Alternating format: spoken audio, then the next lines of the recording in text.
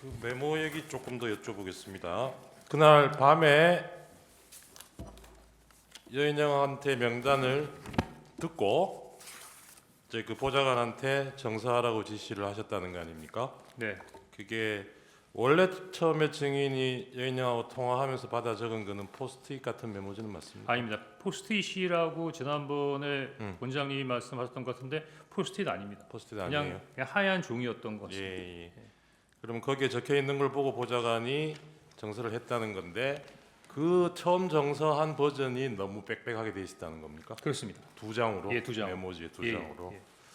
그러면 이 정서 지시한 후에 그 정서 마치고 돌려받은 거는 정무직 회의 갔다 예, 왔습니까? 그때 회의 다 끝나고 돌아와서 사무실로 돌아오니까 아마 보좌관이 저한테 제출을 했던 것 같습니다. 그럼 원장 독대는 하기 전이고요. 아니 다 다녀온 다음입니다. 다 다녀온다. 예, 그 두 장짜리에는 아까 뭐 직책도 적고 빽빽하게 적혀 있었다 그러셨잖아요. 예. 그거는 보좌관이 뭘 찾아보고 그걸 그렇게 적은 겁니까? 그러니까 제가 그 지시를 하면서 제가 아마 이렇게 좀 익숙하지 못했던 이름이고 누구 누군지 잘 몰라서 야 잘 모르는 사람이 있는데 누군지 좀 알아봐라고 했더니 본인이 이제 뭐 네이버나 아니면 인물 정보 같은 걸 이렇게 찾아가지고 거기에다가 이제 부기를 했던 것 같습니다. 그래서 네. 예를 들면 홍장원이면 가로 열고 몇 년생, 고향 어디, 학교 어디, 뭐 해갖고선 좀 경력 같은 것까지 포함돼서 제가 보기엔 한 두 장에 그 굉장히 원래 그 성격도 좀 그렇지만 굉장히 빽빽하고 꽉 차게 뭘 적어왔던 것 같습니다. 그럼 자기가 뭘 검색을 해서 거기를 그렇겠죠. 약식 프로필 같이 그렇게 예, 적었던 그렇겠죠. 말씀이시네. 그러면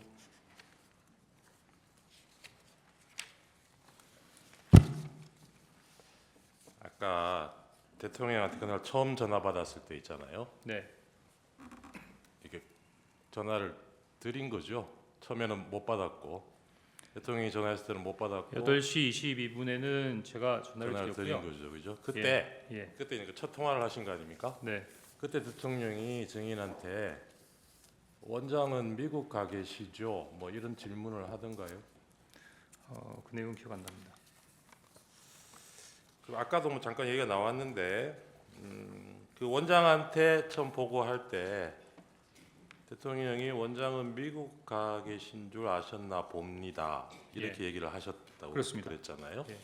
그 만약에 대통령한테 그런 언급을 직접 구체적으로 들었다면 이 얘기를 어떻게 하셨을 것 같아요? 미국 간 줄 아시더라고요. 뭐 이 정도가 되지 않을까요? 예, 맞습니다. 아셨나 봅니다라는 건 증인이 짐작해서 그렇게 얘기하셨다는 거죠. 그리고 이게 언론 보도를 지금 옛날 걸 다시 한번 찾아보면 12월 5일 날 방첩사는 언급이 됐던 것 같고요. 이런 체포조 명단이 있다는 얘기는 보도가 됐습니다. 그런데 이게 대통령이 지시한 거하고 연결되는 거는 증인 얘기가 처음이죠. 그게 아마 12월 6일자 조선일보 기사가 처음이었던 것 같은데 세상에 알려졌던 거는 이게 맞습니까? 혹시 그 전날 이 체포조 명단 기사에 나온 거는 보셨습니까? 체포조 명단 기사가 그 전에 나왔었습니까? 12월 5일자로 예. 나왔던 것 같아요. 기억 잘 안 납니다. 안 나세요? 예.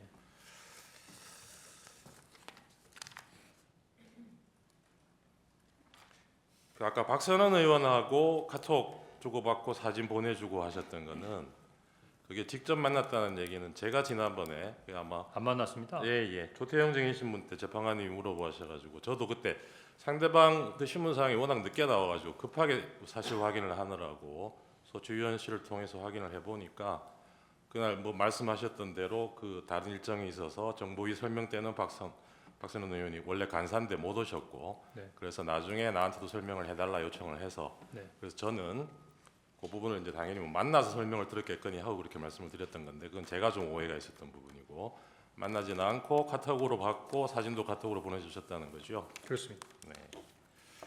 그렇게 기억합니다. 네.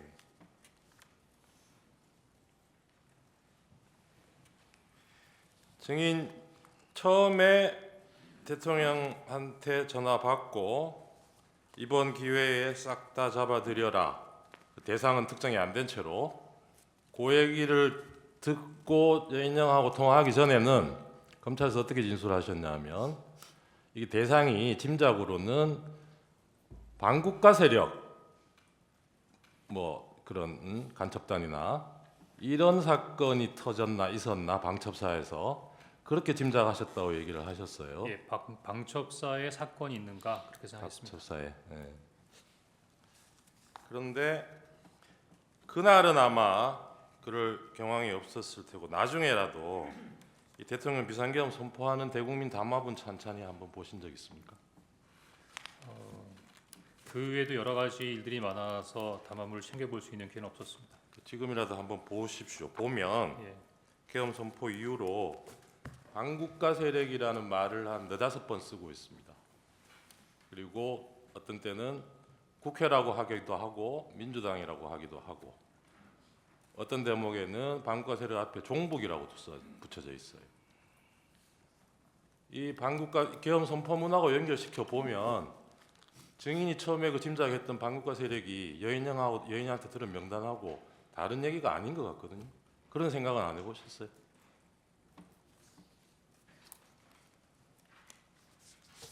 피창구 의원이 이 대국민 담화문에서 얘기하고 있는 반국가 세력은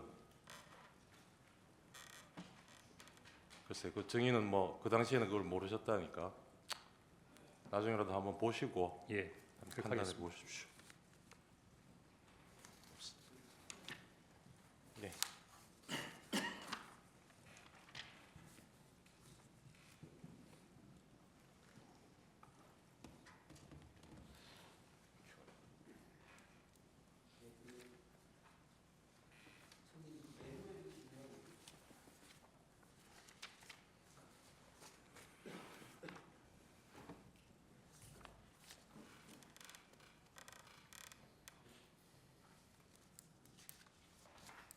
증인 메모에 보시면 그 방첩사 구금시설이라는 표현이 있지 않습니까? 기억나시나요? 증인이 하신 메모에 보면 방첩사 구금시설. 혹시 그거 이제 여인영 그 방첩사령관한테 직접 들으신 거 그대로 메모하신 거죠? 네, 혹시 그 방첩사에 구금시설이 있다라는 거 없다라는 거 알고 계셨나요? 모릅니다. 갑 29-10호증 한번 제시해 보겠습니다. 수사기록 3928쪽인데요.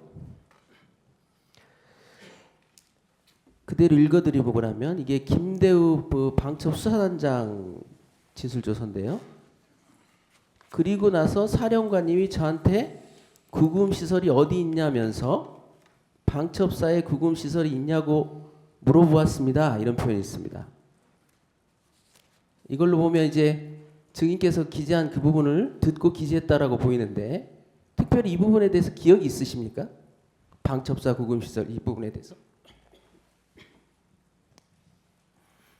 지금 수사단장이 얘기했던 이 내용이 저와의 대화와 관계가 있습니까? 지금 그 저번 증인신문 때 네, 그 방첩사 구금시설이 없는데 네, 왜 증인은 그런 메모를 했느냐고 그래가지고 좀 신빙성에 의심을 받았지 않습니까? 예, 그래서 제가 모른다고 했습니다. 그러셨죠? 예, 예. 혹시 이 메모를 작성할 때 네.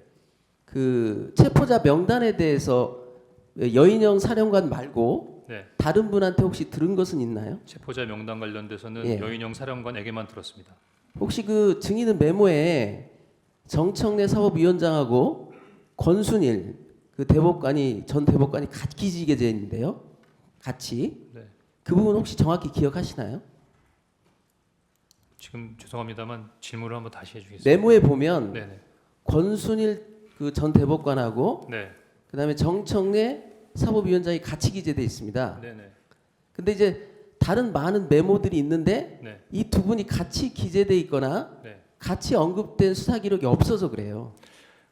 저는 전후좌우 없이 그냥 받아 적은 것뿐입니다. 그래서 뭐 인원이 어떻게 구성되어 있는가 그런 것까지는 기억이 안 나고 그냥 받아 적어서 그 명단을 그대로 메모에 유지해 왔다 이렇게 예, 말씀드립니다. 마지막으로 한 가지만 더 물어보겠습니다. 예. 그 조지호 경찰청장 진술에 의하면 네.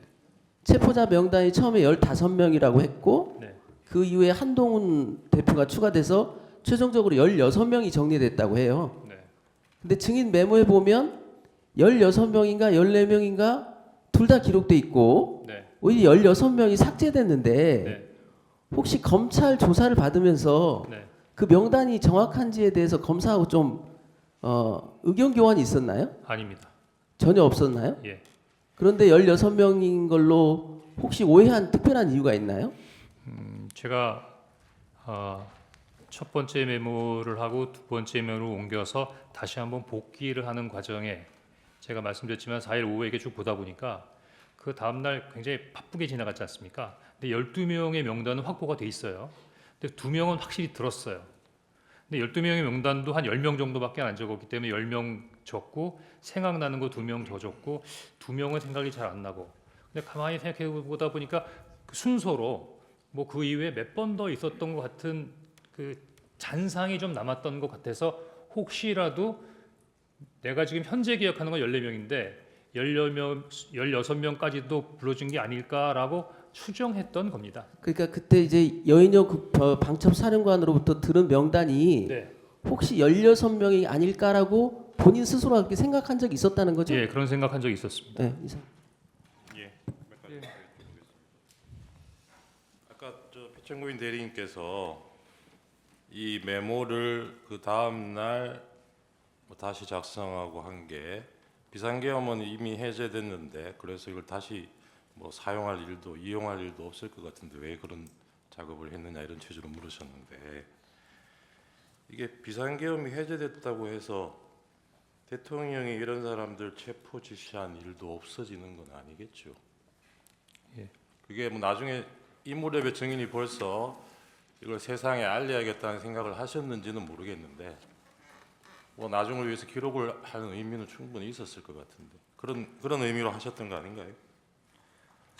정보기관원의 특성상 뭐를 들으면 기억하거나 메모하거나 알려고 노력하는 부분이 습관이었던 것 같은 거고요.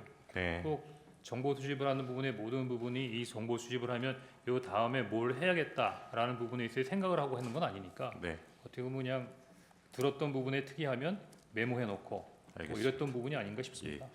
그 국정원에서 지난번 증인이 증언하고 난 뒤에 이 보좌관들하고 이 메모 작성 경위에 대해서 자체 조사를 한 것 같아요. 지난번 지난- 조태영 원장이 나와서 그렇게 증언을 네. 했거든요. 네. 그 조태영 원장도 인정한 부분이 나중에 그 다음 날 작성된 그 메모지하고 전날 증인이 원래 메모지나 정사시킨 거기에 인원수가 거의 일치한다는 것은 국정원에서도 확인을 했다 그래요. 그러면 이게 메모 버전이 몇 개 있지만 그 내용은 동일하고 그 다음에 여인영이 얘기한 상대방이 증인뿐만이 아니에요. 지금은 아시겠지만 저 부하 군인들도 있고 조지호 경찰청장도 있고 그래요. 그게 지금 14명, 15명, 16명 한두 명 차이가 나기는 하지만 앞에 12번째까지는 똑같습니다. 그게. 그런 내용이 확인되는데 지금 피천구인이 문제 삼으시는 통화 장소가 어디였고 메모를 어디에 했고 이게 이 메모의 신빙성하고 무슨 관계가 있는지 저는 잘 모르겠거든요. 정보를 많이 다뤄보신 분께서 어떻게 생각하십니까? 저는 지금 여러 가지 오해나 여러 사람들에 대해서 이야기를 하는 과정에서 보좌관한테 정설한번 스키 천만 다행이라고 생각합니다. 만약에 제가 혼자만 가지고 있었고 혼자만 썼다면 누가 제 말을 믿어주겠습니까?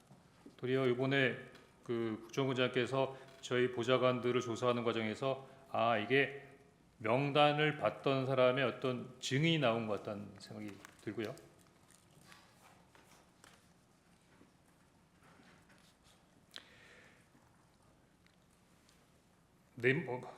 내비를 할 때도 스코프가 나오는데 결국 이루어진 것은 국정원 청사 내입니다. 제 사무실에서 3분 거리에 떨어지는 원장 직무실, 그 원장 관저, 그 선상에서 이루어진 거거든요. 네.